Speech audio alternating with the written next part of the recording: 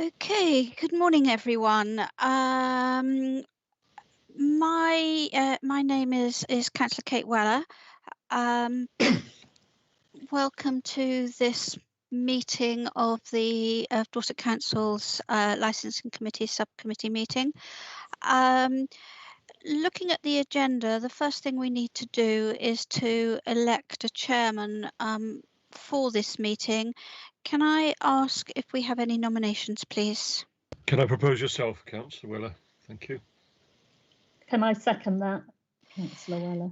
Right, thank you very much. In that case, we'll proceed with me in the position of chairman. To say, my name is Councillor Kate Weller. I'm Dorset Council councillor representing Rodwell and Wyke, and I will chair this subcommittee meeting.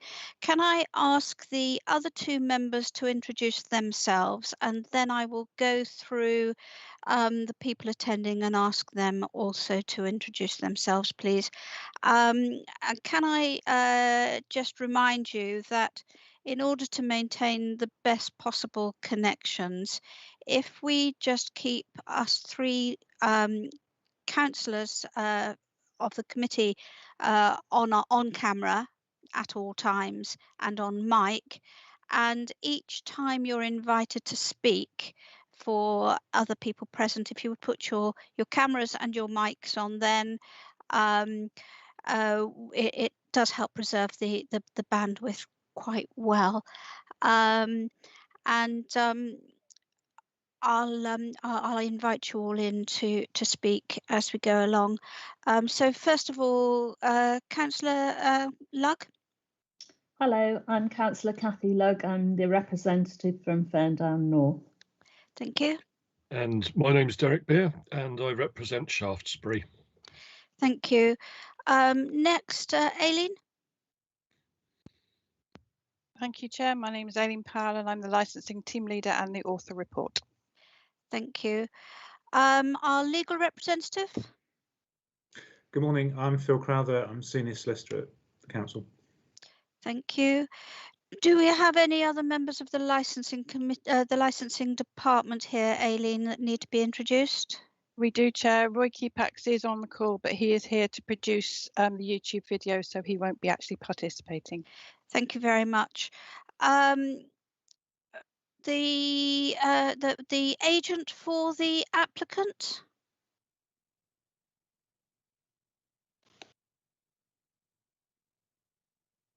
You're on mute.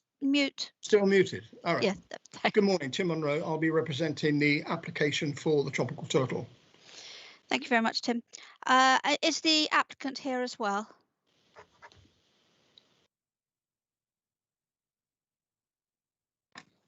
Good morning, my name's Christian Barker and I am the applicant.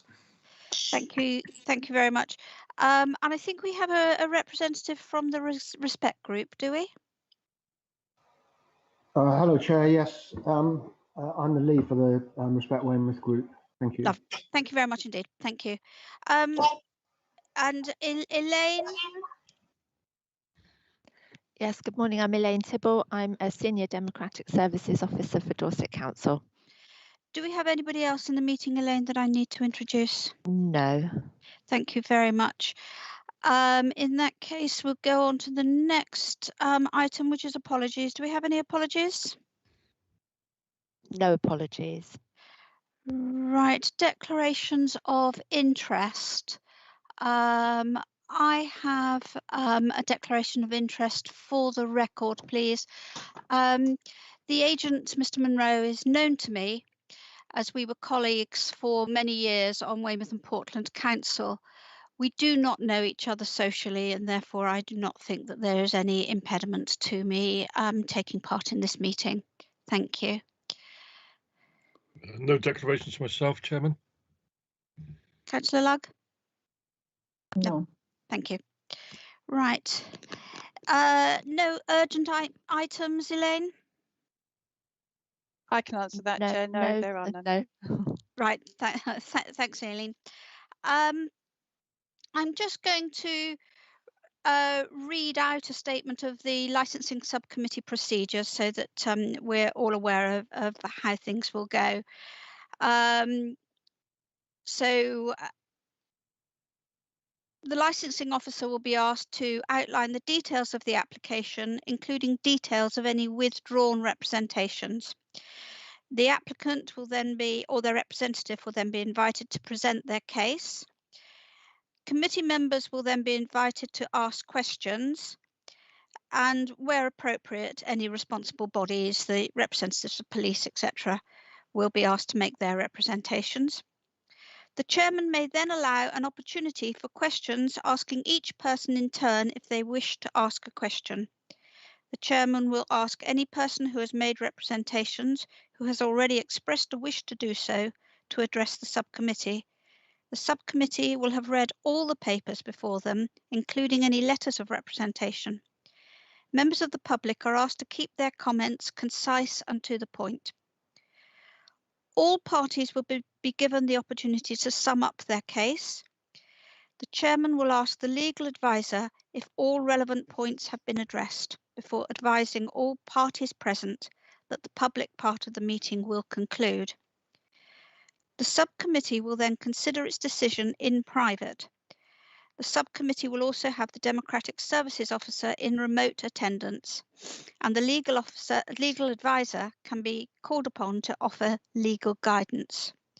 The decision of the licensing subcommittee shall be communicated to the parties and made available on the council's website as soon as practicable. So I think that's all clear. Thank you. And we'll go straight into Aileen, I think. Thank you, Chair. Right, the original application for this premises was for the supply of alcohol both on and off sales from 10 o'clock in the morning to 2300 every day, with opening times of 8 in the morning to midnight. We received 3 representations to the application. The applicant then withdrew off sales from the application, and 2 of the objections were withdrawn as a direct result. So you're now dealing solely with an application for an unlicensed premises. I would remind you that this premises falls within the cumulative impact area as defined within your policy. And paragraph 717 of the policy states that applications will normally be refused if relevant representations are received, and it is for the applicant to demonstrate that their application would not add to the cumulative impact of such licensed premises in the area, and so give good reason for the council to depart from its own policy. From the general information that was supplied with this application, it was stated that there will be a capacity of 50. I'm aware that Mr. Munro has contacted the licensing team this morning on this matter, requesting that this is removed from the conditions. I would point out, however, that this is a statement which was included in his general information submitted with the application, where he stated the application is for a much reduced area, ground floor bar capacity 15 to 20 people, restaurant a maximum of 30 diners with a total of around 45 to 50 people. From 2300 onwards, there will be no sales of alcohol on the premises, and they've also stated that there will be no bring your own. There is also a statement within that general statement that the consumption of alcohol will not be permitted on the premises after 2300, and I just would like you to clarify that when you're speaking to Mr. Munro. In his response to the representations, Mr. Barker said that the bar area is for customers who come and collect their takeaways, and so they are not outside and can have a drink whilst waiting for the customers, and they can have a cocktail after they've eaten a meal. There is no music on this premises, but if an unlicence is granted, then they could benefit from the provisions of the Live Music Act. This means that live music or recorded music can be played between 8 o'clock in the morning and 2300, and we cannot apply any conditions onto a licence relating to that music during those times. For ease of reference, I have extracted the steps from the application form that would form the basis of any conditions that would be consistent with the operating schedule, and a list of those steps transformed into the suggested wording of conditions that appears in your policy.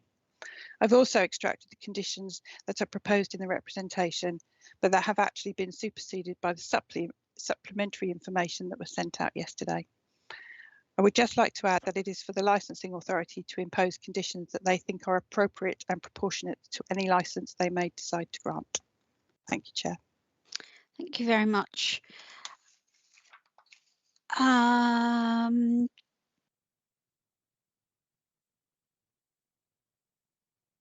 I don't have any questions for Aileen. You don't have any questions for Aileen. Kathy, do you have any questions? No. And I don't have any questions at this point, Aileen. Thank you. Thank you. So we come on now to the applicant or the agent to ask any questions they may have. Is that right? Is that right, Elaine? Yes. Mr. Munro. I have no questions for Thank you. Mrs. Powell. And representative from Respect, do you have any questions for Mrs. Powell? It's not necessarily a question. One of the issues we were going to raise was around the condition that was on the license.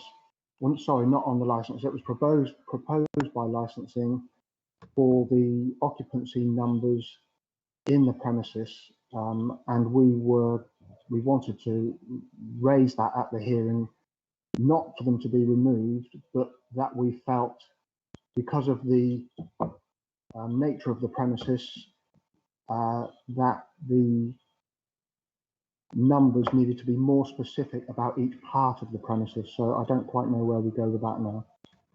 Okay, is there anything you can clarify on that, Aileen? Chair, I think that will be a matter that comes out in the discussions that you've had once the agent has been able to present their case and Respect Weymouth have presented theirs. Okay, fine. Thanks very much. Thank you. Right, we come on to you, I think, Mr. Munro. Good morning. I'm representing Mr. Barker in this application for a premises license at 38 Maiden Street to be called the Tropical Turtle. It's an operating restaurant and not operating as a restaurant at the moment, but operating as a takeaway at the moment, and it's Caribbean food. So it's different and novel to the area, and we think adds to the whole food offer of that particularly tourist area of Weymouth. It's quite a small restaurant. It's about 28, 30 seats, depending how you put them in, and it's a very small bar, about 15 people. You'll see from the plan they're connected through a little corridor through one entrance in Governor's Lane. The area is in a cumulative impact zone, and the evidence about the impact was presented to probably yourselves as part of the licensing committee when the new cumulative impact area policy was decided back in November this year. The only reference to the impact was alcohol-related violent crime. That was the only evidence presented to you when you made the decision to reimpose the CIA, and that's the only reference to the impact in the policy. So although there might be other concerns about noise and litter, they're not the focus point of the impact in the impact area. It's about alcohol-related violent crime. This very modest restaurant, shutting at 11 o'clock, is highly unlikely to impact at all on any of the licensing objectives, but much less on anything related to alcohol-related violent crime. So we're able to confidently rebut that this restaurant will cause any additional impact in this particular area. Recently, you would have noticed that the local authority has expanded outside drinking in the same area, the harbour area, by a capacity of several hundred. So clearly there's not a concern locally that this outside drinking and the area is saturated in the way that the cumulative impact area would suggest. The operation is small, it's modest, it fits within the timings and the size that permits you to consider it to be granted alongside inside the CIA. I will touch on the 50% people. My understanding is that for a safe capacity to be imposed, there would have to be a responsible authority here today, and they would have to make a representation in order for you to be able to understand the reasons why they wanted safe capacity, and for you to be able to put that in as a condition. The capacity is about 50, but I dare say on one day or two it might be 52 or it might be 49. So to tie the licensee in to 50, including his staff, I think might be an onerous and disproportionate condition to apply. So I'd like you not to apply that condition. There will be no off sales. So that means that all consumption will be on the premises, within the control of the licensee and his staff. All the staff will be trained. That will be trained before or on their first session. So the change in the original application is now that the off sales is removed, so it's purely on sales. The bar, it is a small bar, about 15 people. It will service those people who come for takeaway, very popular at the moment, but come and wait for their takeaways. So they won't be stood outside in the street. They'll be inside, under control, not causing any kind of annoyance or issues that might lead to complaints. You will note there are no representations from any of the relevant authorities, the responsible authorities. The police, who are your advisors on crime and disorder, have seen this operating schedule and have decided not to make any representations, clearly because they see it's robust and appropriate for this size of premises in this area. The environmental health have not made a representation. Clearly, again, they've seen the operating schedule and they deem it appropriate and robust for this type of operation in this area, albeit a CIA. No other responsible authorities have made any representations at all, including the local authority. We have one representation today from a local community group. And I think that looking at their amended report yesterday, we're pretty well along the same lines, to be honest. There will be no off sales. There'll be no congregation of people outside. We've got active measures in place to prevent that, and it will fulfill its role as a small ethnic restaurant in a busy tourist area in Weymouth. Thank you very much, Mr. Munro. Councillor Beer, do you have any questions for Mr. Munro? Yeah, thank you, Chairman. I just need to get a picture, if I may, having read the paperwork, and I just need to get a picture in my mind of the setup, if you don't mind. Obviously, you made a remark, and justifiably, about the what's happening now with people drinking outside and so on. But of course, there are no people drinking in premises, so and COVID times are very, very different.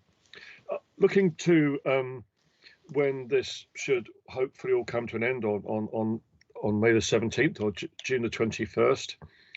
You spoke about the number of seating, and obviously that can go up or down by a couple depending if people want to bring a third party in or a guest. That you said to be a number of people on the premises, but then I envisage also a queue for takeaway, perhaps. That's the first question. And how so people sitting and eating and a queue for takeaway, obviously that'd be difficult to keep that to 50, wouldn't it? Or not? Or have I read that wrongly?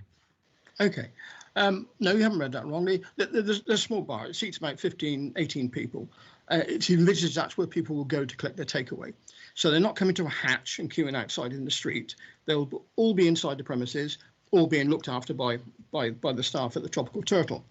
I can see the dilemma. If 100 people turn up for takeaways, that would clearly be a queue in the street. But we don't expect that to happen. The capacity for the production of food wouldn't permit us to have a queue of 100 waiting to be served.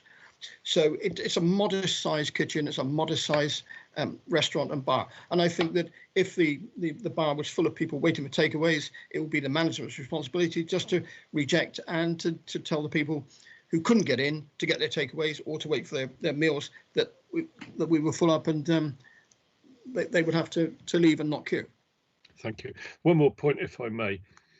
Having read the papers and read all the concerns and the issues that people have brought up, rightly or wrongly, it's how they see them, and the assessment of disruption in the street, I think you're being very brave to open in my own opinion, a sit-down restaurant in the area. Perhaps I'm wrong, but will you have a market you're aiming at? Will it be family market, tourists, or business? What's the sort of market? Just to give me a picture of the type of people you hope to invite in to eat in your premises. Well, all of those people. So the typical diner will be a family diner. They will be in their mid years. They won't be teenagers. There were people that want to spend some money and enjoy a restaurant by the harbour. We're not led by music. In fact, there's no music in this application whatsoever, and there's no intention to have music other than some kind of background music, which is very quiet, very sort of gentle music and not designed to lead or attract people in. So it's a busy area of Weymouth. The normal process would be, if you wanted to extend the capacity of a licensed premises, you would come to this committee with a variation and ask for an extension of capacity. But I see on the harbour there's been no such applications. It's just been arbitrarily given that all these businesses can have extra capacity. I can only imagine that's been done because there's thought that there is no issues with people eating and drinking outside. There may be at 1 o'clock in the morning or 2 o'clock in the morning, or in fact in Weymouth more significantly at 3 o'clock in the afternoon, when that's the peak of the alcohol-related violence. But it doesn't seem to impact on those businesses that are operating on the harbour side now with increased capacity. There was no fear that those people would be intimidated by marauding gangs or some of the incidents we hear about. Okay, thank you, Mr. Munro. I may come back. That will do for now. Thank you very much indeed. Councillor Lugg. Yeah. Hello, Mr. Munro. Can you clarify where your smokers will go? Well, they certainly won't smoke in the building. That's it, really. There is no provision for smokers outside. They will have to disperse and smoke wherever they wish. We're not providing any facilities in the vicinity of the premises for smokers. So you won't be discouraging them from smoking directly outside the premises? Absolutely, yep. You will or you won't? Sorry. We will, yes. We will. Okay. There'll be no congregation. We understand it's in Governors. It's in not Governors Lane, the alleyway between the church and our building, between St Mary's, St Maiden Street and St Mary's Street, and there obviously is a narrower gate area there that we're very conscious of, and we're determined to control that area. There won't be anybody drinking there, and there certainly won't be anybody gathering to smoke there. The only people you might be there are people waiting to come in. Okay. A further question. In the papers you submitted, one of the statements says that there will be no alcohol sales after 11 p.m. But a further statement says that there will be no consumption of alcohol permitted after 11. So which is it? Well, there'll be no service of alcohol after 11 p.m. So when will you be calling last orders, and how long will be drinking up time? Well, we don't have drinking up time as such, and it's not part of the Licensing Act. But we will be looking to disperse the modest amount of people gently over a period of time, and our premises will look to shut completely at midnight. There'll be no takeaway after 11 o'clock. So rather than chucking everybody out, having some sort of conflict by ejecting people, there will be just a slow dispersal of people over that sort of hour. But come 12 o'clock, there will be nobody in there. So you will be serving alcohol up to 11 p.m. We will be serving alcohol until 11 p.m. Yeah. Thank you. Okay, I might have some further questions later. Right, thanks, Councillor Lugg. Tim, carrying on from what Councillor Lugg was asking. Can you just sort of clarify? It's a little bit of a grey area, isn't it? There's, you know, if somebody orders a bottle of wine at 11 o'clock, they could well still be drinking at 12 o'clock, and what you're suggesting covers that. I mean, that's legitimate. But what time will the last food order be taken in? What time does your kitchen actually stop cooking? Well, we have to stop by 11 o'clock. We're probably going to stop earlier than that, but we have to stop by 11 because there's no application for late night refreshment. So there can be no service of food after. But they could start. They could cook a meal at 11:15, which would mean that somebody could well still be eating at 11:30 or 11:45, couldn't they? They could. Right. So no new food will be cooked after 11 o'clock, basically. And you wouldn't take an order for food at 5 to 11 because the kitchen will be starting to shut down, won't it? Well, we wouldn't have permission to serve food after 11 o'clock anyway. So we wouldn't get to that point, I don't believe. Right. OK. And for your takeaway orders, what time do you imagine you would stop taking a takeaway order then, in time for the kitchen to be closed at 11 once again? How long does it take? Again, there's no application for late night refreshment, so we can't serve anything after 11 o'clock anyway. Right. But currently, I think we're stopping the takeaway at about 9 o'clock, and we don't see that changing. There's got to be a delivery, so. Again, it's got to leave the premises before 11 o'clock. But I'm assured by Chris the takeaway will finish before the restaurant. Right. Okay. And presumably casual customers will come in to order a takeaway, as well as those who might do so over the telephone and have it delivered by a third party, or come down then and collect it afterwards. Yeah. That door at the side then, where the bar area is in the passageway, that was routinely left open, wasn't it, in previous iterations of this premises? Will that be left open? I'm just wondering how those people who used to be customers there will get the message that it's not a bar anymore and that they can't just wander in and stand up at the bar. Okay. Is there indications of that? Well, it used to be a restaurant there. It was called the Aslan Bar and Grill. Yes. And it was a Turkish kebab house. That was one on the ground floor. It was the upper floor, which no longer exists, that was originally the Shield Club and then went on to be the Rum Shack. That no longer exists at all in any physically or in any way at all. So all we have now is the ground floor, which was the Aslan Bar and Grill, which is now the Tropical Turtle. So the door will be open, I think, for people to come in the same way that any normal restaurant would be.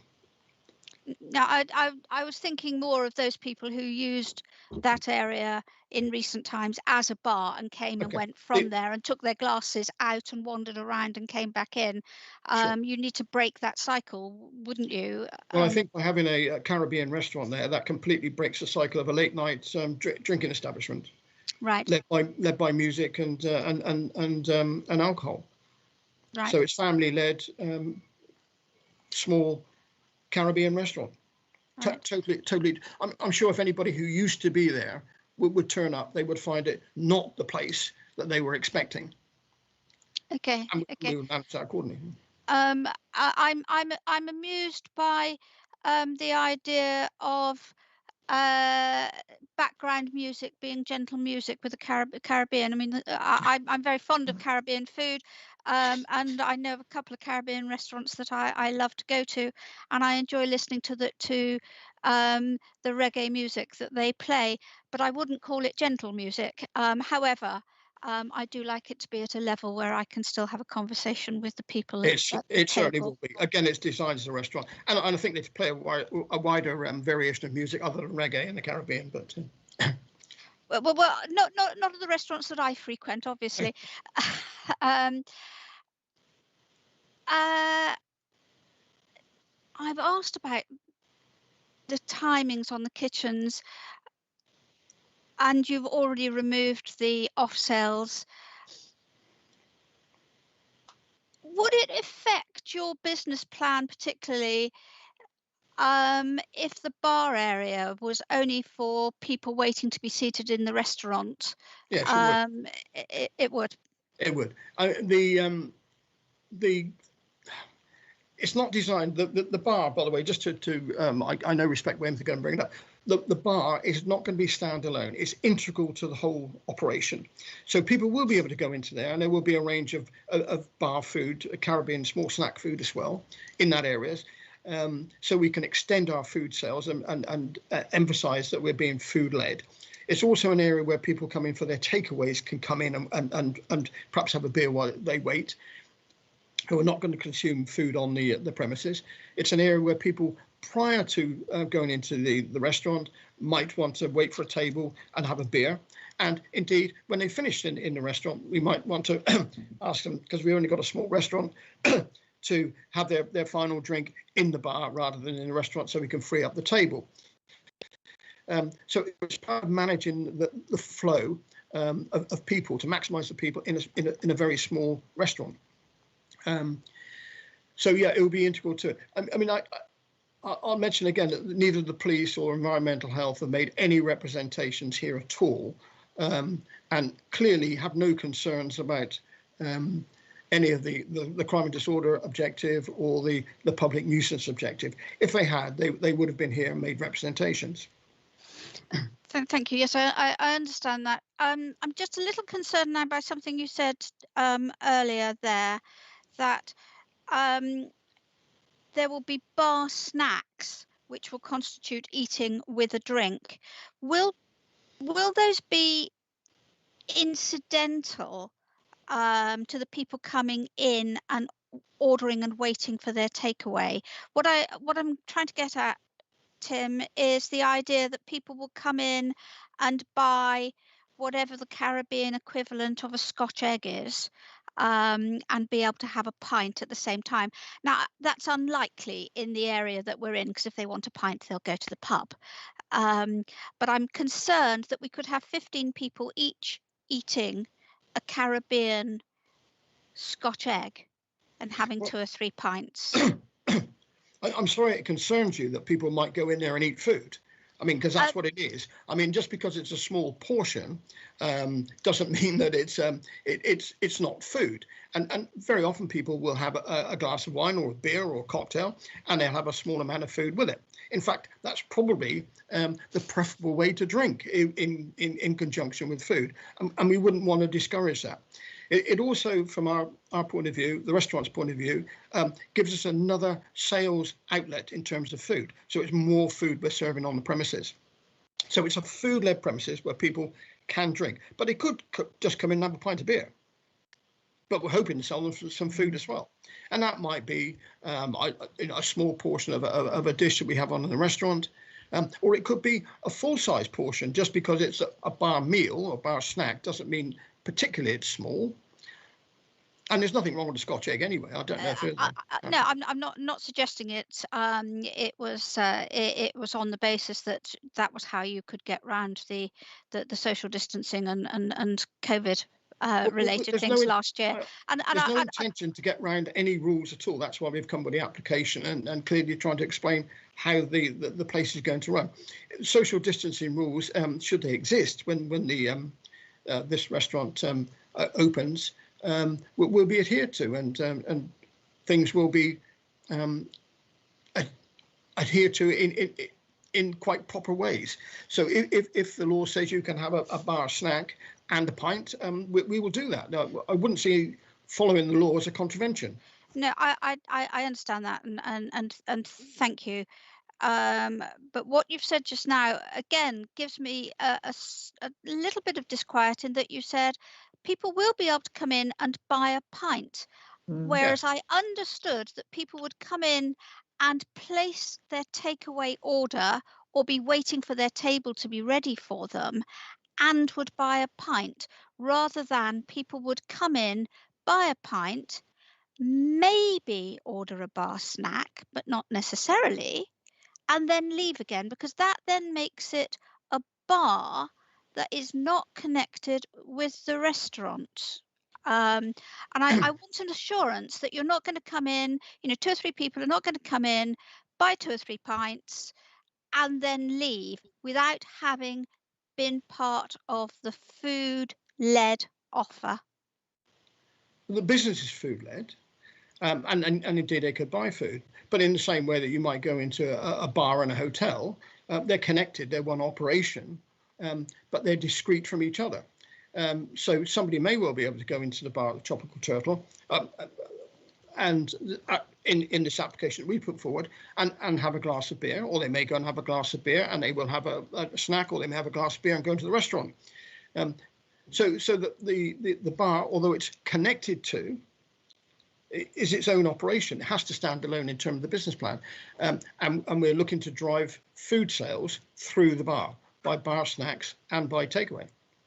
Right, thank you. And the bar and supplies the alcohol for the restaurant anyway. Yeah. Councillor Beer, you want to come back with a question? Yeah, if I may, Mr. Munro, thank you. You've just actually changed my whole perception of the business, because I was reading the papers, I thought it was a restaurant and people come in and they sit to have meals and have drinks as well. But people come into a bar, nothing wrong with that. It just makes me understand what the business is. I wouldn't want to tie you up in knots either, really, that were that you couldn't deal with, because if you've got a full restaurant and it's not a big one, and someone comes in who's a regular customer, the first thing I would say, or you would probably say, or the operator would say, is, I'm sorry, full up, let's see if we can knock you up a takeaway. That's what you do. So it's wrong to say you've got to stop doing, in common sense, normal life ways, you've got to stop doing takeaway at 9, because I can see, as happens in restaurants right across the land, yeah, okay, we'll knock you something to take away with it. It would be wrong to tie you down to that, surely, because that's how life works in the decent world. I'm sure it does, but if we were full and we're full to capacity, that means the kitchen is at capacity. So the kitchen wouldn't have the capacity to provide that supposed takeaway meal. It's more likely we'd invite somebody to sit in the bar and have a drink while we find them a table, or to wait to a period in when we've got capacity to provide them with the takeaway. The 9 o'clock for takeaway is not what we're saying. It's 11 o'clock for takeaway, because that's the hours we're asking for. But currently the operation is 9 o'clock. Chris Barker will tell you in a moment, there doesn't seem to be much demand after 9 o'clock. He doesn't open after 11 o'clock. So if you're a late night takeaway in Weymouth, if you're one of the kebab houses, I think they do super business between midnight and 4 o'clock in the morning. But there's a pause in takeaway business after about 8:30 till about 11 o'clock. So that's his experience now, and he'll explain that to you, I expect, in a moment. So we expect that pattern to continue, or even to get slightly more defined as people have the opportunity to come and dine out. And again, with people dining out, we won't expect many late diners. Again, people, I just go by my own experience. If I'm going to dine out, I may go at 9 o'clock, but I'm unlikely, in fact, highly unlikely to go at 11 o'clock. So we're just looking at the normal patterns of normal people using restaurants and putting an application around that. So I know you're concerned between 11 and 12, although the CIA policy does suggest you might consider serving alcohol until midnight. So we're an hour off that anyway. And we're sort of, and the business is shut by midnight. So it's out with the area of concern around the CIA. Just to reiterate, it's just a small Caribbean restaurant with a small bar. Okay. It happens to be in the CIA in Weymouth. It's going to shut 11 o'clock. It's got no takeaway. After 11 o'clock, it's got no off sales at any time. Okay. Thank you for that. Obviously, I need to go into this with a very clear picture of what's gone on. You'll understand that, won't you?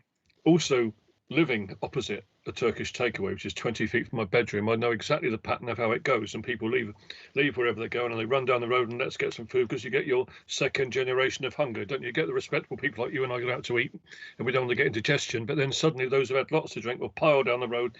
We can get something to take away there. Do you foresee the need perhaps to have a sort of steward on the door to advise people they can't get a drink after 11 or they can't get takeaway? Would you think that's the sort of thing your staff might be trying to do? Well, it's a thought, but I don't see that as being a proposal, for instance, on the harbour side at Weymouth, where they've recently expanded the drinking by literally hundreds. I haven't seen a condition there that somebody needs to be monitoring those people at 11 o'clock at night. And if it transpired that we did, we would. But there's certainly nothing that indicates to us that we're going to need that kind of management at 11 o'clock. There'll be no entry after 11 o'clock, and that's quite a simple process. Shut the door. And it doesn't look like a takeaway. So unless you knew Tropical Turtle and you wanted Caribbean and you wanted to go to a Caribbean takeaway to get takeaway, it wouldn't be your first stop for blotting paper for alcohol. You would look for something else, I think. Thank you very much for answering that question. Thank you. Councillor Lugg.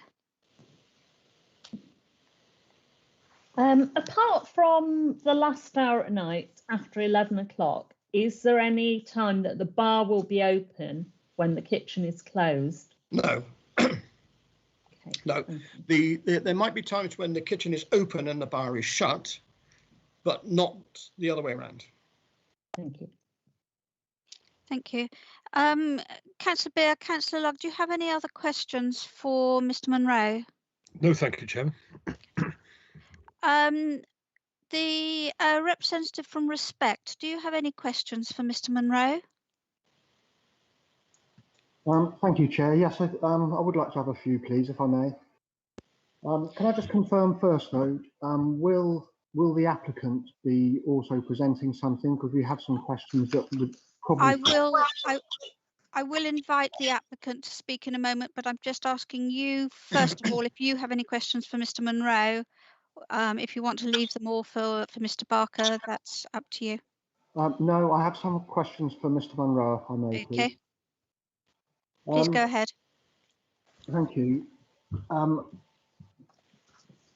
It's just noted that we welcomed to hear that the controls for outside are there, and assume that the conditions that Respect Weymouth are seeking in response to those, so the smoking outside, the things that Mr. Munro said he's going to prevent and control in the controlled areas of that of the application.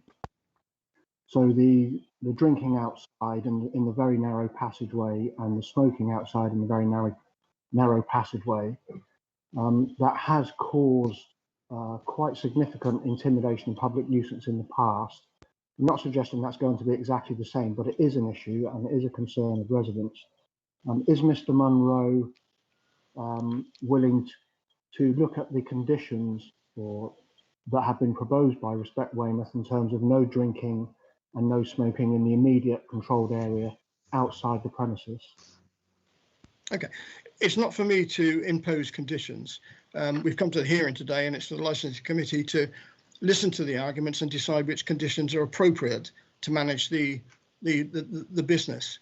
It's the intention of the licensee, Mr. Barker, to manage that area as he's obliged to under the Licensing Act in the close vicinity of these premises, and that's the area you're referring to in the alleyway outside. That's it really. As regards to questions to Mr. Barker, Respect Weymouth, if you can address them through me, because I'm his representative here today and representing the application. So if you could direct them to me, I'm quite happy to answer for Mr. Barker.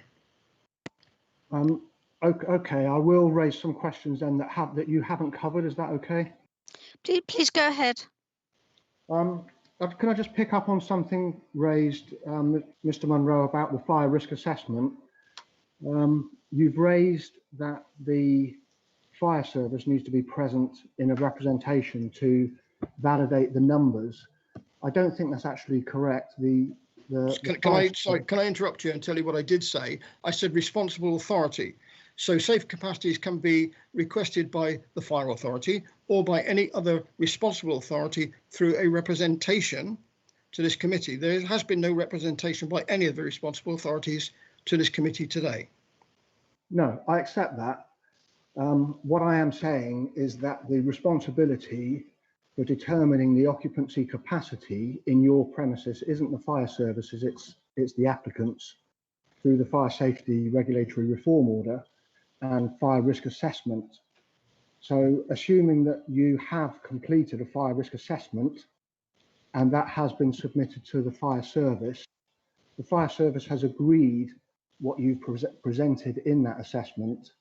And that's why it hasn't made a representation, because it's satisfied that the conditions that you propose from a fire risk perspective are okay. So on the basis of that, the numbers. Excuse me, can I just butt in just for a moment? I do Yeah, apologise. But I think that if I could bring the licensing officer in, she may have something to help and clarify this issue for us. Thank you. Thank you, Elaine. Thank you, Chair. The fire reform order makes it very clear that any fire regulations, any conditions relating to fire safety or anything is not a remit under the Licensing Act anymore. So it's irrelevant for this purpose, I'm afraid.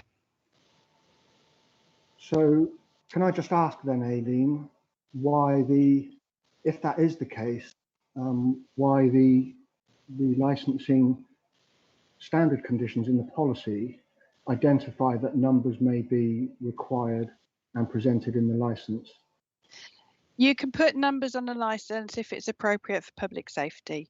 It's not correct that it needs to be made a representation. It can be because it was offered in an application. So whilst you can't put numbers on a premises for fire safety reasons anymore, you can do it for other reasons.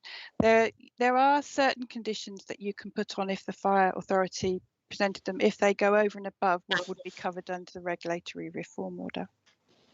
Thank you. And I think that, I'm not sure if that does actually clarify that the concerns that we have is if this bar is used as an open bar, then the capacity for safety reasons in the bar itself, which is very, very small, need monitoring and need managing, and a condition would be required to ensure that that wasn't exceeded.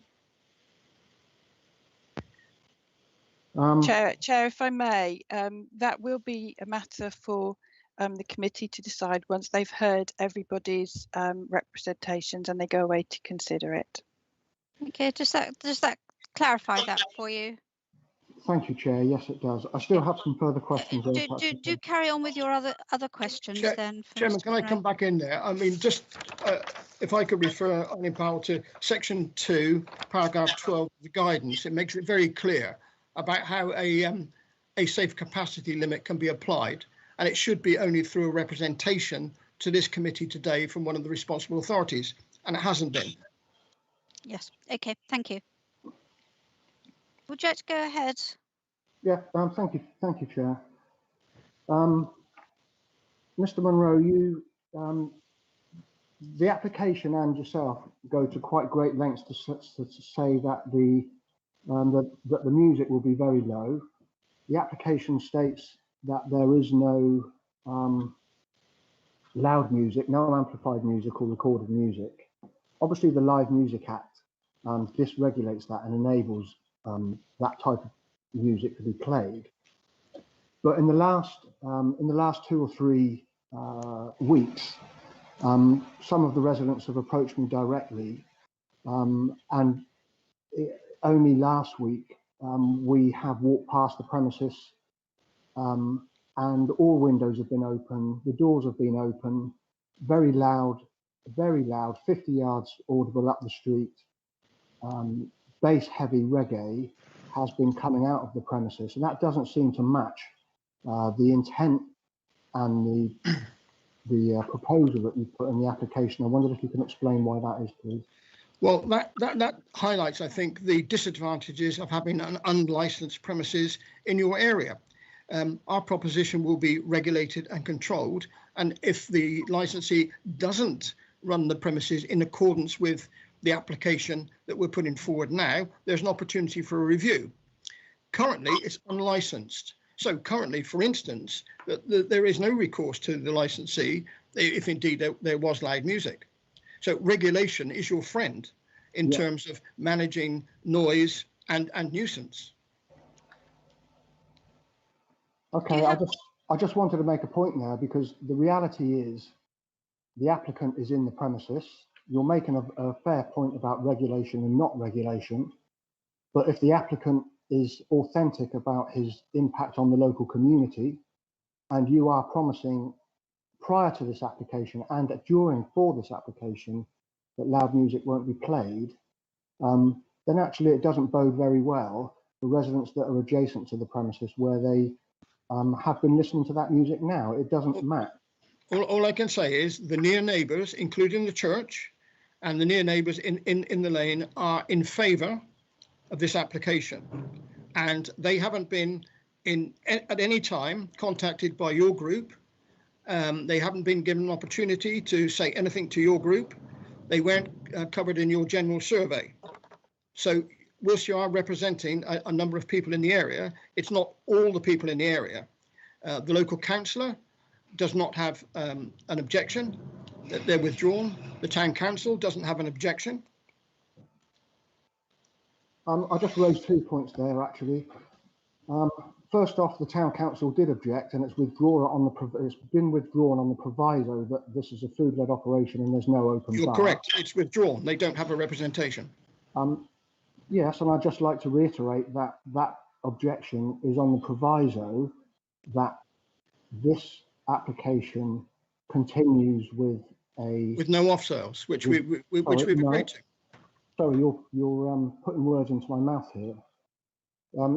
Both the town council and Councillor Orrell, who's the ward councillor, withdrew their objections, but they made them conditional on there being no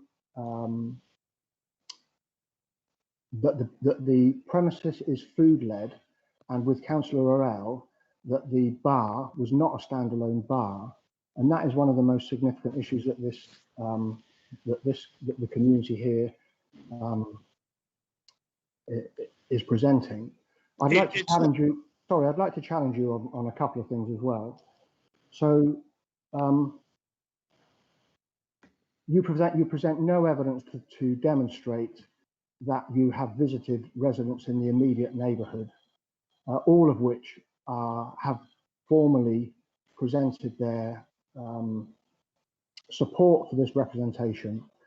And the way that this representation has been developed is through an online collaborative report writing system where everybody who was involved has had an opportunity to comment and to raise issues, and many have, and all members of the group. It's not a incorporated group. It doesn't have to be, but all members support the representation position and the final position of Respect Weymouth.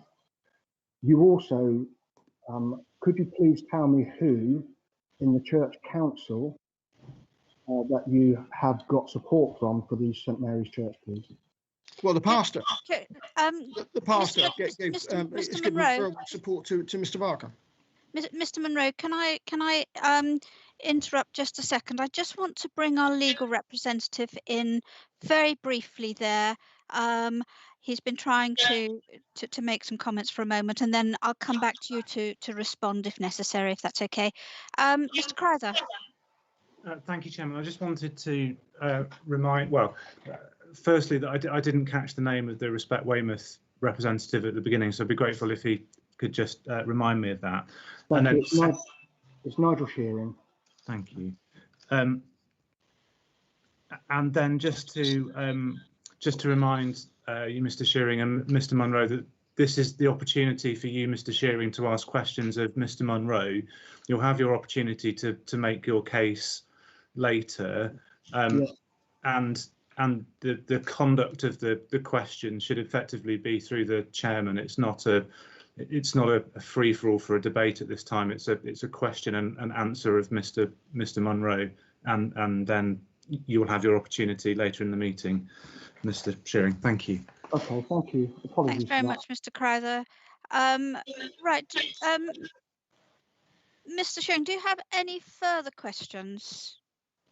I do have some questions that I was going to ask of the applicant, and Mr. Monroe has asked that okay, so bear in mind what Mr. Crowther has just told you. If your questions are actually supportive of the representation that you're about to make, rather than cross-examination of Mr. Munro. Okay. Sorry, could you just clarify? If you have questions for clarity rather than a debate. Yes. Okay. So is this so? Please advise if this isn't appropriate. But Mr. Munro has said that he's got the support of the church. Now the church has a council, a very formal council, and that council may or may not be involved in our representation. The hearing committee can see that in Appendix 1.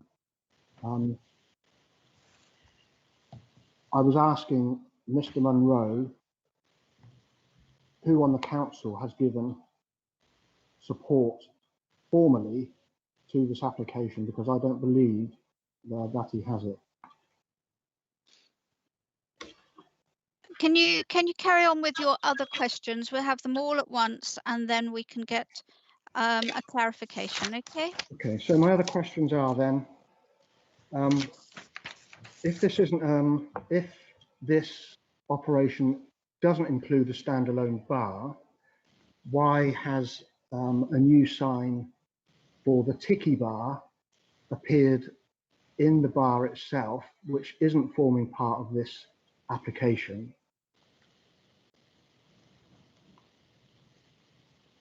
Yeah.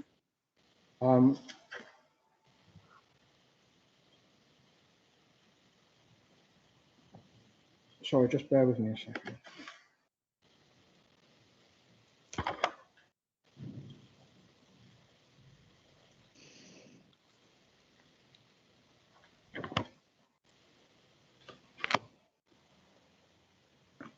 So why did nobody from the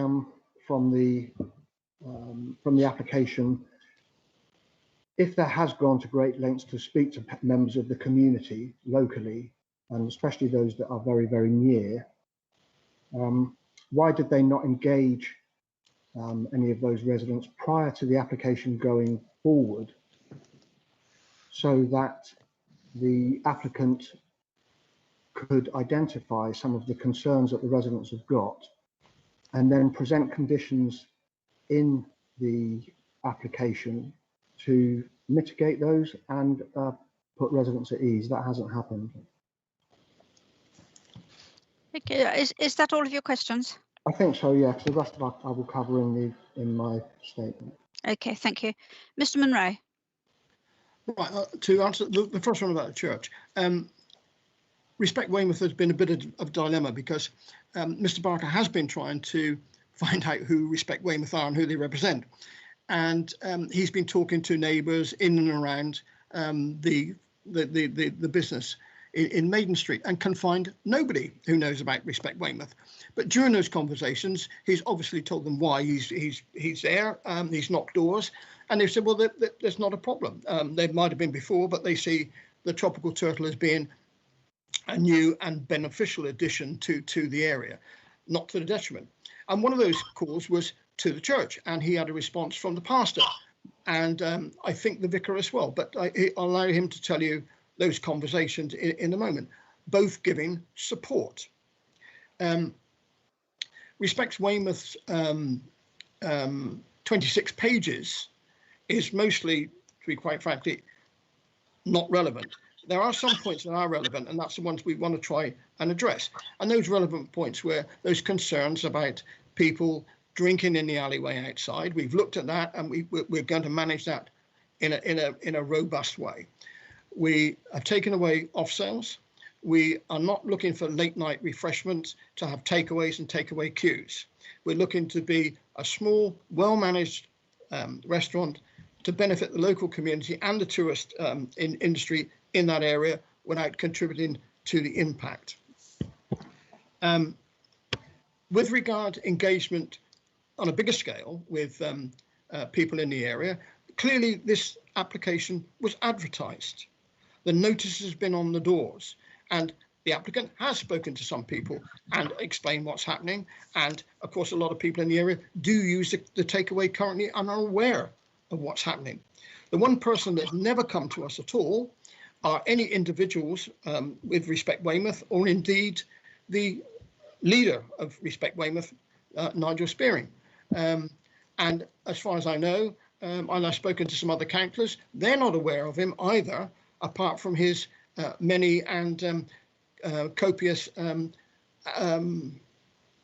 representations to every licensing application in the area, which the bulk of his document is duplicated each time. As I say, we're just trying to focus on those bits that are relevant to this particular application, and we think we have talked to people locally, we have had their responses, we have looked at some of the concerns in Respect Weymouth, and they are contained within our application. Thank you very much, Mr. Munro. I think that covers those questions. We'll get. Chairman.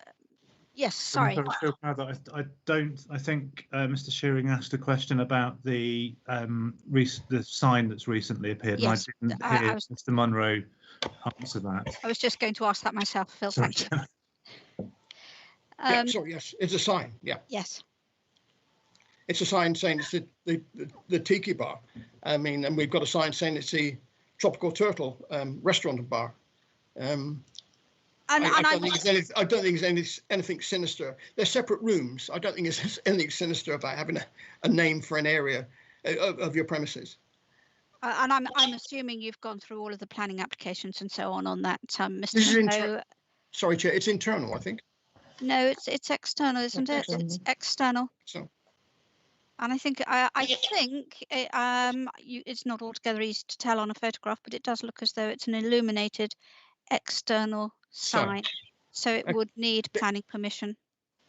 I don't have the answer for that, but in a moment you might speak to Mr. Barker, and I'm sure he'll give you the full. If you're happy, I'm just going to check. Aileen, was there anything you wanted to add? Otherwise, I'm going to ask Mr. Barker to come in. No, Chair, I'm more than happy just to listen at this point. Okay. If we can invite Mr. Barker to make any statements that he would like to, that would be good. Thank you. Thank you very much, Mr. Munro. Mr. Barker. Hello. Firstly, the sign was already there. The sign was there. I just took it down and they repainted it for me. So there's always been a sign in that alleyway. It's just the name of the room. The restaurant is the Tropical Turtle. So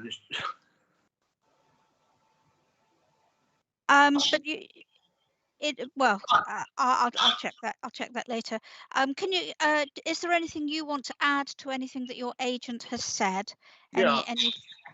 Please go ahead then. Yeah, the church. We're in regular contact with the church. The church have even said we can use their garden if we ever need to. We've got full support. I've got 2 emails from Nick Clark and Joe to say that they're more than happy. They don't see any problem with us. So, yeah. Anything else you wanted to add? No, that's all. Thank you. Okay. Councillor Beer, Councillor Love, do you have any questions for Mr. Barker? Thank you, Chairman. I'm still having been read the papers and to dissipate concerns in the community. I came away with a feeling reading the papers that this was a restaurant and sit down with a drink to go with it. I'm still learning whether it's right or wrong or whatever, but it doesn't tie with what I've been reading, that the bar will basically be another bar, which is helping to make the business sustainable, and people can just come and have a drink, and there's food there if they want it. But basically, you've got a food-led operation, a food-led restaurant, and the opinion I'm forming now, rightly or wrongly, and you guide me, is that you're going to have a bar there that people can drop in as well, and that wasn't really the impression I was getting before, is it? But you've got an open bar, people drop in, have a drink and leave, and that's fine. Nothing wrong with that, as long as it's well managed. But that's what you're going to have, isn't it? That's what's there, yes. But we are mainly food-led. We would rather people come and eat. That is our aim, for people to come and eat. And this area, the bar area, is where people can come whilst they're waiting for their food or after they've had their meal, come down, have a drink, just enjoy themselves. We're not looking for groups and groups of people to be coming in and wandering out on the street afterwards. That's not our aim. Our aim is like a family run, nice place to go. Okay, There won't be anyone smoking in this or drinking in that narrow lane running adjacent to the church at all. We will not be having that. Yeah. And your staff will be well briefed to deal with that in a sensible manner, yeah? Yeah, 100%. Okay, thank you. Councillor Lugg. Yeah. Can I take it that you're already running the takeaway then, Mr. Barker? Can you just confirm that for me? That's correct. Would you not agree that the fact that you've got a separate bar sign which says it's something a different name than the restaurant, that leads people to believe that it is a drinking bar? Not really. Tiki bar goes with the Caribbean. It's the same. It's just a sign. I can change it. It's not a problem. But Anything further, Councillor Lugg? No, I don't think so. I have to say I'm a little confused now. We seem to be getting mixed messages, because your aspiration is for a food-led, obviously food-led as a restaurant, a food-led restaurant operation, with the bar there for people to sit and wait for their takeaways, and I understand that totally. And for possibly people to come in and have a drink and a bar snack. And whilst the restaurants that one tends to think of tend not to be that way, I can understand that. But with the sign outside, I don't know how you're going to break that cycle of people thinking, this is a bar. We'll stop off there for a quick drink on our way to the next venue that we go to, which is the way that Weymouth works, that people go from one place to the next, drink here and then a drink there and then a drink there. The suggestion is that they will do that with or without the snack along with it. That is not then food led. It's a separate drink, and the sign outside gives that impression and won't break the cycle of those sorts of people who have drunk there in the past. The other thing I do feel, and I know that this is a marketing thing more than anything else and not part of this committee, but when I go to a restaurant, and lots of restaurants these days do a takeaway as well, you need to do that to be viable, and I understand that totally. I would not want to be sitting in a restaurant with up to 15 people having a good time in the bar next to it. I don't like that in a pub meal, and I don't like it anywhere else, and I don't think that I'm unique in that. But people sitting, waiting for their table to be ready, sitting to collect their takeaway, that's quite a different matter. So I'm wondering what you want to be, whether you want to be a restaurant with an area feeding that restaurant, as it were, or you want to be a restaurant and a bar. You've indicated that you want to be food-led, but you're also having a bar. What would the impact be on your business if that wasn't an open bar? Would your restaurant be viable? No, I don't think so. You don't? No. Right, okay, thank you. Mr. Monroe, I did see that you had your hand up to speak a moment ago. I'll bring you in just a second, if that's okay, once I've checked that everybody's asked everything that they want to ask of Mr. Barker. Councillors, you've both asked what you need to know. Yes, and the Respect representative, did you want to ask anything relevant of Mr. Barker, or are you leaving that for your summing up now? I'll include it in my summing up, Chair. Thank you. Okay, thank you very much indeed. Right, Mr. Monroe, I will allow you to come back in to make some further comments. I'm sure you want to. Okay, yeah. We seem to be getting stuck on this issue about the bar versus the restaurant. It's quite a normal setup. Pretty well every restaurant that I go to or you go to in Weymouth or other places has a bar, which is used, even at the Savoy, they have the American bar. It's even got its own name and its own sign. It's called the American Bar. It's in the Savoy Hotel. But you wouldn't say that was a bar or pub. You say it was a hotel which had a bar. This is a restaurant which has a bar. So people will come and they will get their takeaway and they will do all the things we've described. And there will be some people that will just pop in for a drink. It's only 15 people.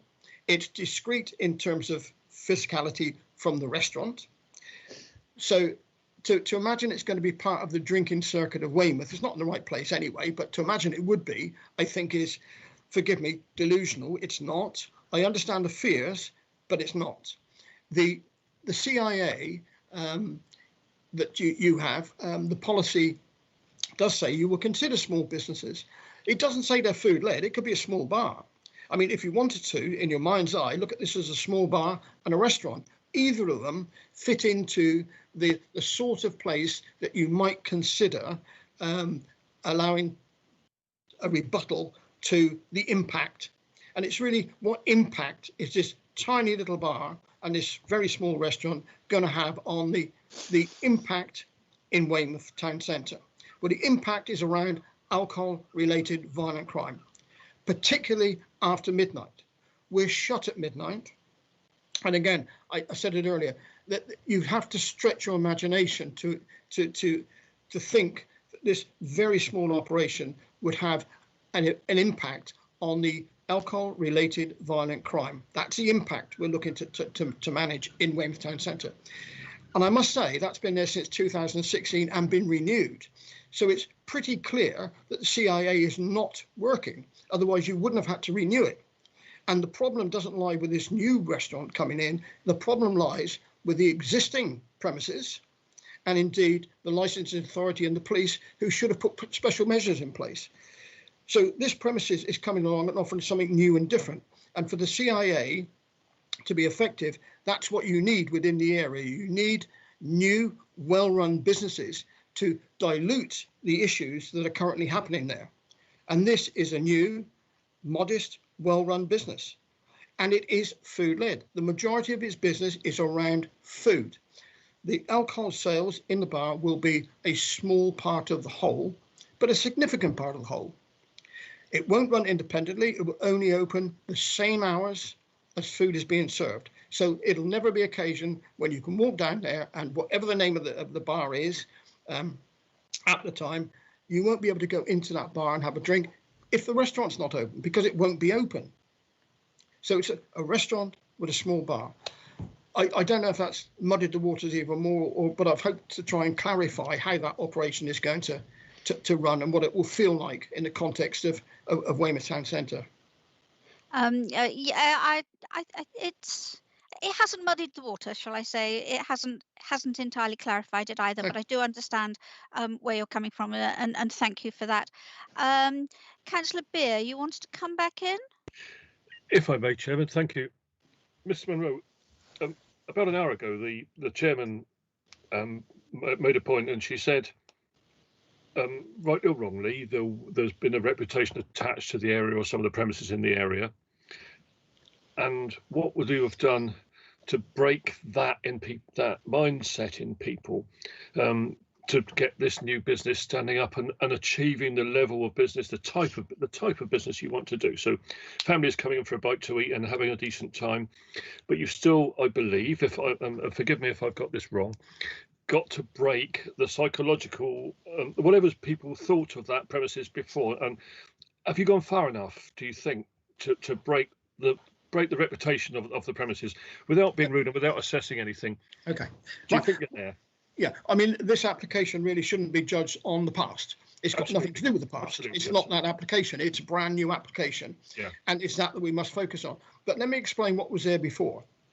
There was two parts. The ground floor, as it is now, the Aslan Bar and Grill, and that's what was there. And an erstwhile club open till 5 o'clock in the morning above. The Aslan restaurant sold takeaway until 5 o'clock in the morning. So we had a business that was running the latest running business in Weymouth. So it went to 5 o'clock in the morning. We've reduced those hours from 5 until 11. So all those issues that were connected with that business in that part of the day have disappeared because they're not there anymore. The takeaway has gone, no queues outside. The drinking has gone. The music, which was a fundamental part of the dance floor, which was a fundamental part of the upstairs part of the operation, the rum shack, has gone, never to be reopened. The capacity then was about 125 people. We're down to about 50. So the business has been reduced by certainly a third, well, over half. The hours have been reduced from 5 o'clock in the morning till 11 o'clock. The music has gone, the dancing has gone. It bears no relationship whatsoever to what was on that premises before. It doesn't connect itself with any other nightclub, any other bar. It doesn't look like a bar, it doesn't look like a nightclub. So we think that the shackles, if you like, or the memories of the old one have been clearly severed by the shape and style of businesses there now. Yeah. The fact that it sells alcohol, I don't think you need to automatically construe that it's going to attract the worst drinkers. It might attract the best. You may indeed come to Weymouth yourself and find that an attractive place to eat. I totally understand all the things you've had and hoped to do. It's just my concern was those die-hard people who've been coming to pass would still come down and say, oh, that's shut. From my point of view, my goodness, our worst times in the evening when people come down and find a takeaway shut. Oh, they're shut, and banging on the windows, sort of thing. Yeah. And so it's just breaking that mindset of people. Sure. I understand you're going that way. I really do. I do. It's a restaurant with a takeaway. It's not a takeaway. We don't have a hatch. We don't have a queue outside. And we're not open late in terms of people don't go out for the late night drinking in Weymouth until after midnight. The shackles, we believe, and the connections with the previous business have long gone. The diehard that comes and insists to come in, why they want to come out, I don't know, will be refused. I mean, that's the job of the management, to refuse and change the clientele. That's what they're doing. That's what they're going to do. Ask Mr. Barker. I'm sure he'll be absolutely in the front line preventing anything that resembles anything that went before. Yeah, it's just you've got a mighty challenge. Thank you. And you have in your hands the review. So if this doesn't work, if it lives up to your worst nightmares, then the review process is there. There's a protection. It doesn't mean that you're going to open the door to something forever. I assure you it's not going to be there, but the review process is there for exactly that purpose. I understand that, obviously. Okay. Yeah. Thank you.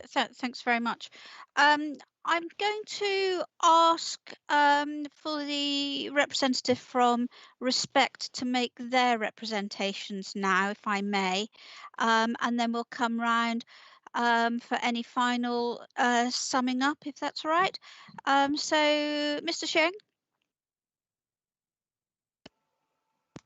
Sorry, Chair. Thank you. Can you hear me? Yes.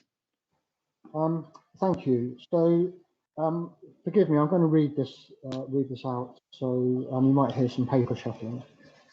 I do represent a small group. It's an unincorporated group. It doesn't have to be a formal group, and that involves 36 residents and businesses in the immediate area surrounding this premises.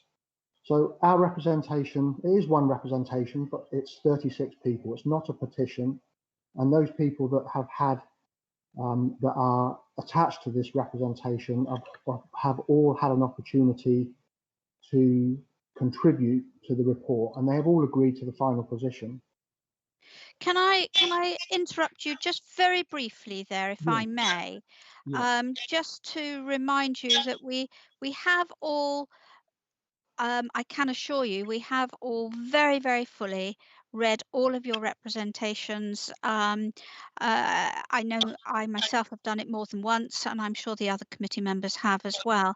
So what we're really looking from you now is, rather than just reading your representation, which we've done, is to elucidate on that, to give us any additional information if you would, and we'd be very grateful for that information. Thank you. I mean, again, if I go off at a tangent, please stop me, Chair. Okay. I just wanted to summarise. It feels like the applicant and the agent are viewing us as objecting to this application. We're not actually objecting to the application. We support a restaurant. We agree that it's something new. It's bringing something new to the area, something vibrant and something welcome. We support the takeaway. We support a bar that is tied to the food-led operation, as asserted in the application.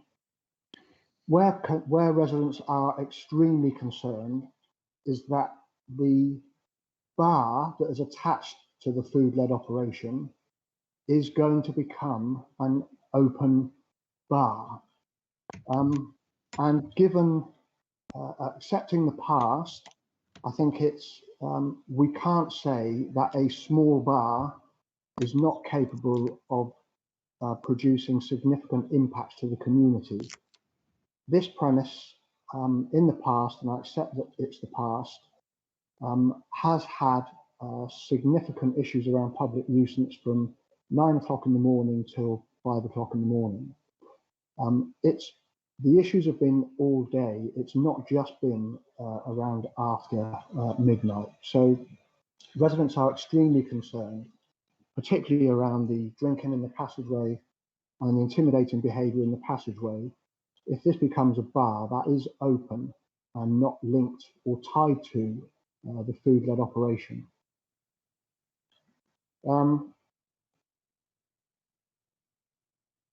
We aren't the only ones objecting to the open bar. As we've said before, the town council's objection was withdrawn, but conditional on the premises being food-led without an open bar. And the ward councillor, John Orell's objection was also withdrawn, but conditional on the same without an open bar. It feels to residents that the application that's going forward is a restaurant and it is a takeaway, but there is an element of severe concern that the bar will become just an open bar and reproduce some of the impacts that we've experienced in the past.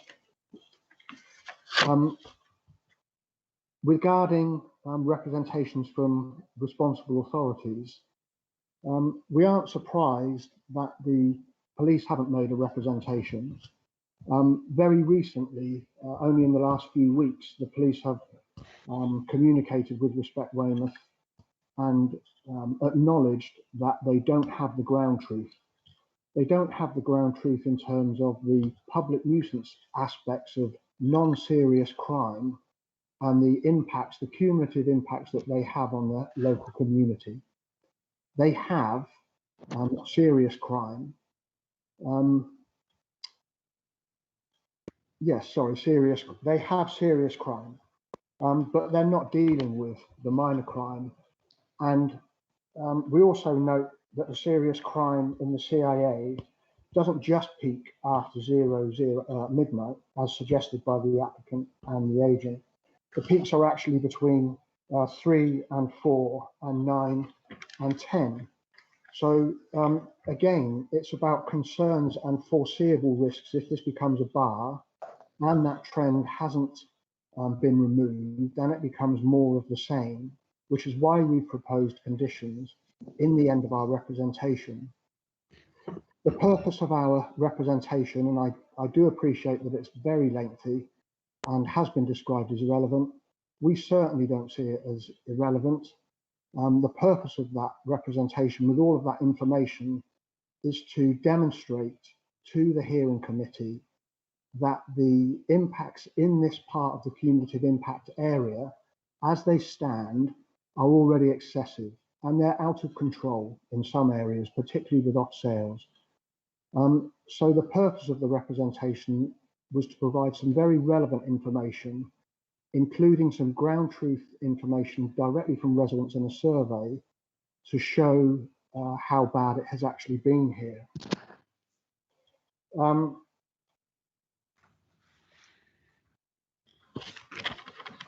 We're also not surprised that Environmental Health hasn't provided a representation. In reality, they are responsible for enforcing the Environmental Protection Act with statutory nuisance, and the application presents no issues around music because it's not asking for music, it's not asking for entertainment, and in fact it is deregulated because of the Live Music Act.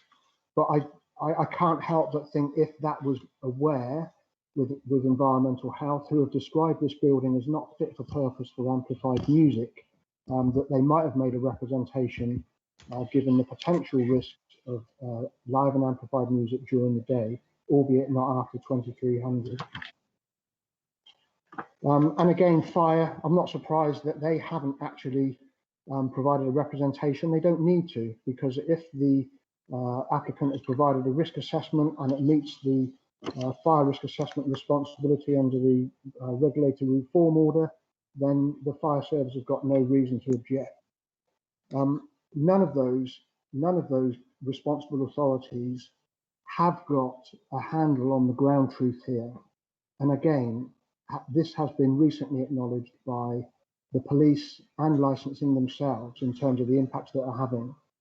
So the weight of our application is seeking to demonstrate that another standalone bar, if it's not tied to restaurants with conditions, which we would support, we do support a bar that is linked to the restaurant, we just don't support a standalone bar that could encourage more of what was before.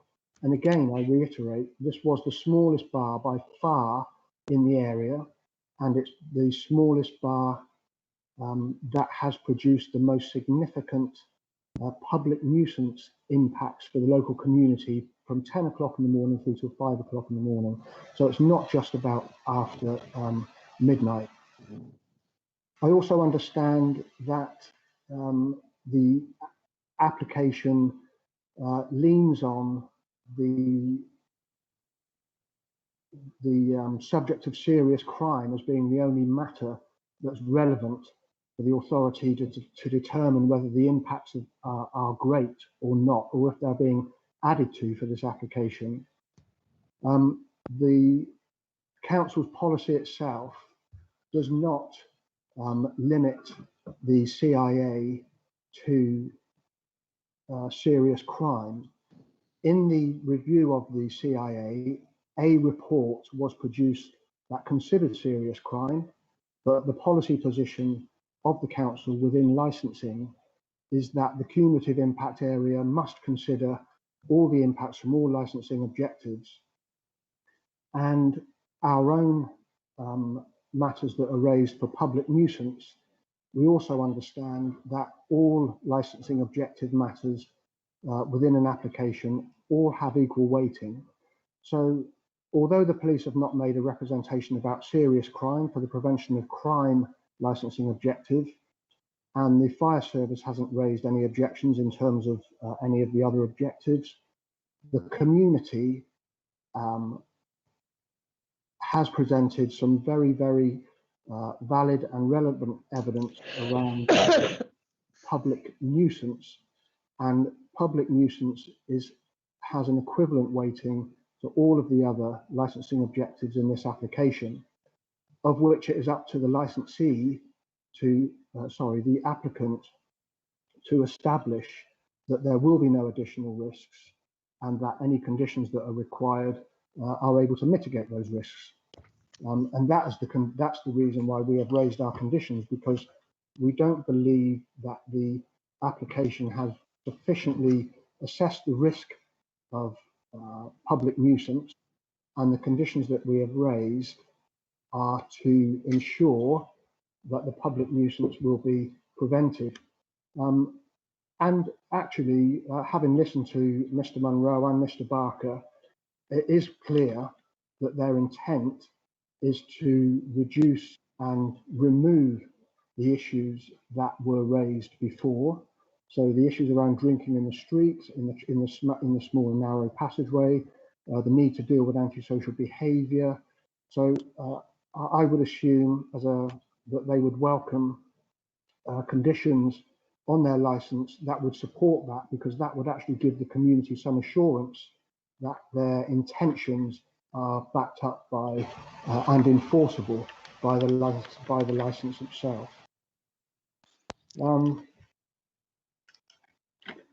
Excuse me just one second.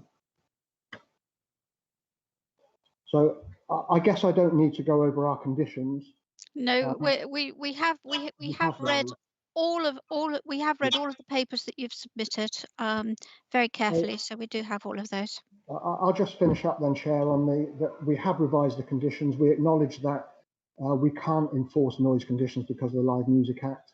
So we are only seeking a number of conditions, and they are to prevent public nuisance and to mitigate the risks that are foreseeable with that premises. And we're just seeking that those be put on the license, please. Okay, thank you very much.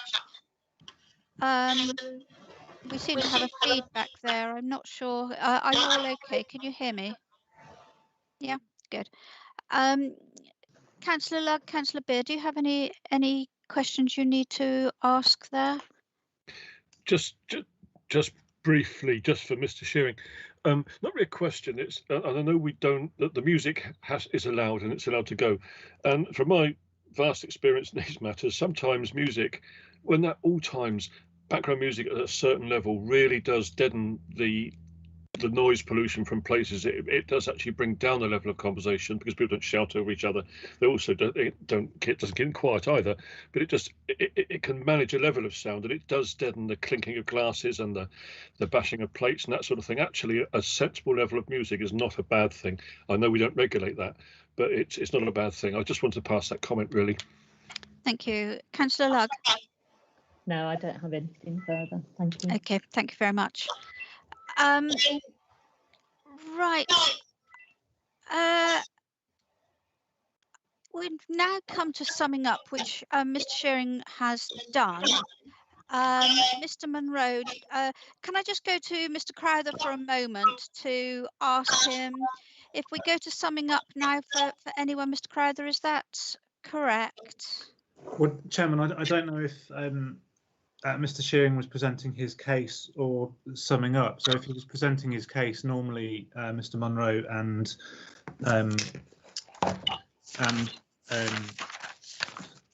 Mr. Barker would be able to ask questions of Mr. Shearing before you then went to summing up by all of the parties. Thank you. We seem to. Can we try and sort the background noise? It's really quite difficult. Yeah. There's some background noise going on from somewhere. Roy, do we know where that's coming from? Do you need more of us to switch our mics off?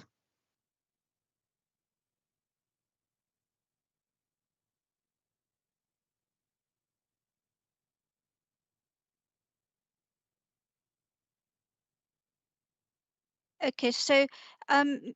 Shearing, do you have your mic on? Sorry, Chair, I have just turned it off. It was left on. I apologise for that. Okay, right. So let's see how that goes now. Certainly, I can't hear any feedback on my voice now, so that seems to have dealt with that. And you can still hear us, Mr. Shearing, okay, can't you? Yes, that's right, Chair. Thank you. Right. Thank you. Okay, that's super. Thanks very much, Roy. Right. Sorry. Is that okay for you now, Councillor Beer? Yes, fine, thank you. Yeah. Right. Yes. Mr. Munro, do you have any questions for the Respect Weymouth group? I too was confused. I thought that was summing up. I think it was, Mr. Munro, but I want to give you every opportunity to follow this through. I thank you. I just want to come back just on a little bit there. It was interesting that Mr. Shearing considers that the responsible authorities haven't got a handle on the situation in the town centre in Weymouth. Chairman, I suggest. Sorry, Mr. Munro. This is the opportunity for you to ask questions. I am asking the question. The opportunity to sum up. So just to make that clear. Okay. So quite specifically, a question. Mr. I am asking a question. Okay. I'll start with it. So, could you explain, Mr. Shearing, why you believe that the responsible authorities don't have a handle on the CIA area in Weymouth? And yeah, I think that's the first question. Thank you. Okay, if I could do that in two. Can you hear me? Okay, We can. If you can try to be fairly concise, Mr. Shearing, please. So with the police, for example, the area immediately around where we live, if I was to give you, there is no record in serious crime or police reports of the 100 or so events that happened, for example, the other day in the immediate area. And following discussions with Inspector David Parr, we talked about the need to increase how residents report the public nuisance or the less serious crime to the police. And in that conversation, it was agreed that we did not need to report every single incident of antisocial behaviour or loud music when it's very, very clear that the issues at the moment, particularly, are significant and severe. So, not suggesting that the police don't have a handle on it. They have a handle on the stuff that is reported, and they have now got a handle on the issues that are not reported in a much more constructive and objective way. In relation to licensing, we have had some issues in the past here where licensing have not been aware of the level of public nuisance and complaints here. And there has been in the past issues around residents complaining about public nuisance issues to licensing, and those issues have been dismissed by the licensing department. That also has been acknowledged in very recent weeks around the need for us to engage in a much better way and have a much more balanced way of reporting and having trust in the system, because at the moment the residents don't trust the system because they haven't been listened to. And when they do make complaints, things don't get dealt with because the reality is the police have higher priorities. So I think I'm very confident to say that the police and licensing have not had a full in-touch view of what the ground truth is here. And that's why residents completed the survey. And that's why residents, through recent discussions with the police and licensing, have raised the matters quite considerably. Thank you. Mr. Munro, did you have another question? Yes, I do. Yeah, given that statement you just made there, Mr. Shearing, and given that you've enlightened the licensing authority and the police EHO recently, can you give an explanation other than about the non-representations from those responsible authorities, other than that they've looked at this application, they've considered this application, used their expertise as policemen in terms of crime and disorder, as environmental health officers, in terms of noise nuisance and general public nuisance and litter, and not made any representations? Is there any other reason than them finding this application perfectly reasonable and perfectly proper? All I'm really saying is that from the police side of things, the police will only represent or respond on the information that they know. And the same with licensing and the same with environmental health. And if the reports aren't going, if the public nuisance, the minor issues aren't being presented to the council, then they aren't aware. Now that's not their fault. I appreciate and accept that.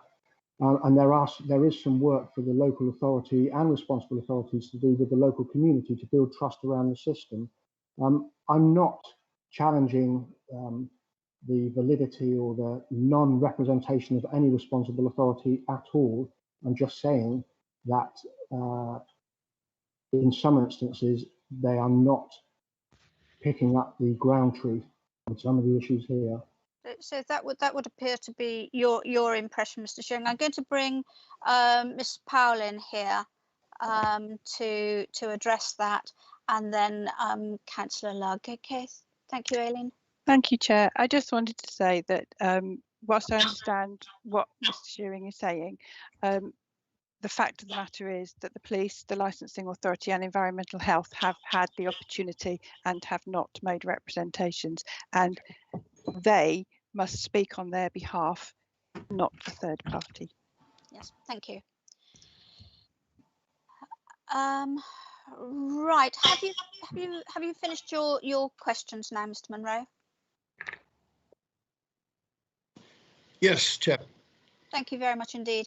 Councillor Lugg, you had a question? It wasn't so much a question, it was just when the police and Councillor Orrell withdrew their objections, that was presumably before the application was amended to restrict it to 50 people.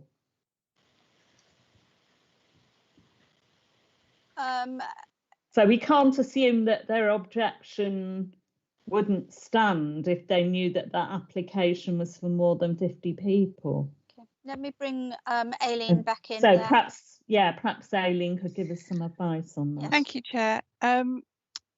So the sequence of event is the application comes in, it gets sent out to everybody. Their representations then came in, the 3 representations came in. They were sent off to Mr. Munro to look at. He came back with the offer to remove off sales from the application, and it is as a result of the removal of the off sales from the application that the Town Council and Mr. Councillor Orrell, who is the ward member, withdrew their objections. Okay, thanks for clarifying that. Thank you. Mr. Munro, I'm going to give you an opportunity to come back in again. All right, sorry, thank you. Just to reiterate what Mr. Powell was saying, that there was no question about not running a bar and open to the public. It was always about removing the off sales. That was why the 2 representations were withdrawn, and there was no representation at any time from the police. It was only ever from Weymouth Town Council and from Councillor John Orrell. Both of those were withdrawn. The police have never made any kind of representation at all, and there's never been part of this application a limit to 50 people. That's a suggested condition introduced by the licensing authority in response to my application saying what the number of people who are likely to be in the premises would be, around about 45, 50, but it could be 51 or 52. And it would be very unfortunate if you set a limit to 50, and let's just say tomorrow night our friendly licensing officer came in and he decided to count everybody and we got 52 people. In essence, then we're in contravention of our conditions and we're in breach of our premises license. We wouldn't want to get to that position by a very minor incursion in numbers. So that's why we would rather not have that limit. But physically, the building can't take any more than about 50. But about 50 is a significant figure rather than exactly 50, which would include, if you took the recommendation for that condition, any staff.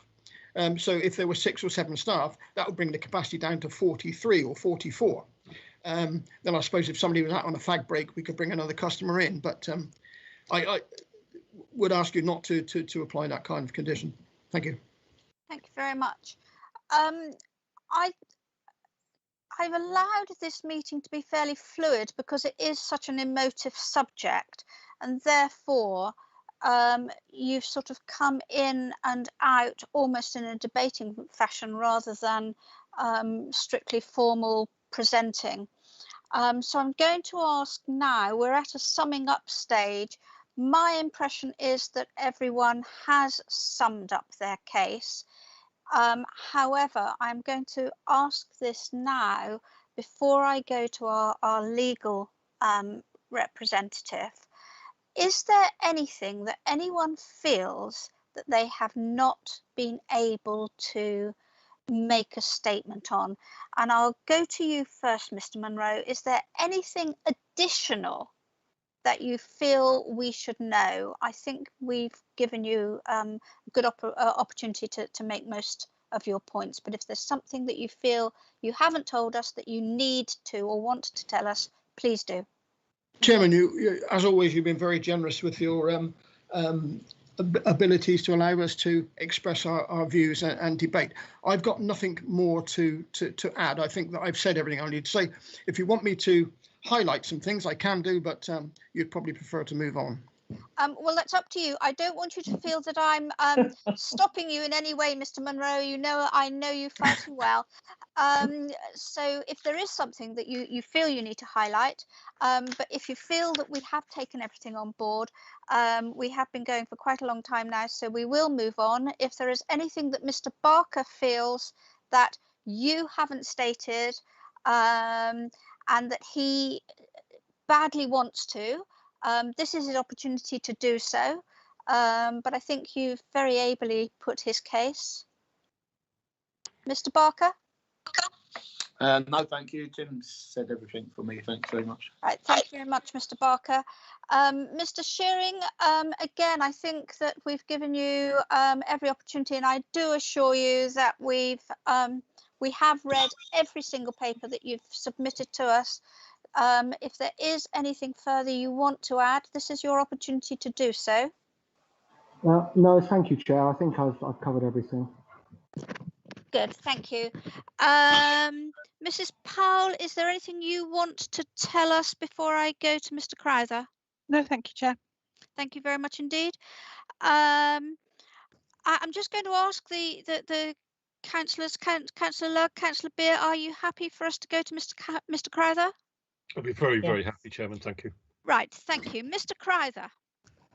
Nothing from me, thank you, Chair. Okay, in that case, we've all had our opportunities to speak, to ask questions, to give full, clear representations. There is a hand up, Chairman. I'm not sure who that is. It's Mr. Munro. Mr. Munro, oh, right, thank you. Right, we now need to go into exempt business, and I'm trying to find my exact words for this bit so that I'm absolutely compliant, and I can't find them. Give me a second. May I so propose we go into exempt business, Chairman? Thank you very much. Is that seconded? I will second that. Yeah. Thank you very much. What will happen now is that this meeting will close. Members will go into a private exempt meeting. We'll have the member from Democratic Services will be in remote attendance for us, and the legal advisor will be called upon to offer legal guidance as we need it. We'll make our decision today, we hope, and the decision of the licensing committee will be communicated to all parties and made available on the council website as soon as it's practicable to do so. Is everybody understands that? If you're all quite happy with that, we'll now close this part of the meeting. Okay, I suggest, councillors, that we take a short break and we'll resume our meeting. It's, by my PC, it's 10 to 12. Can we resume at 12 o'clock? Mm-hmm. Okay. Thank you very much. Claire. Thank you very much, all those in attendance. Thank you for your courtesies to each other. And we'll speak, Councillor Lugg, Councillor Beer, in a few minutes. And Elaine, thank you. Bye.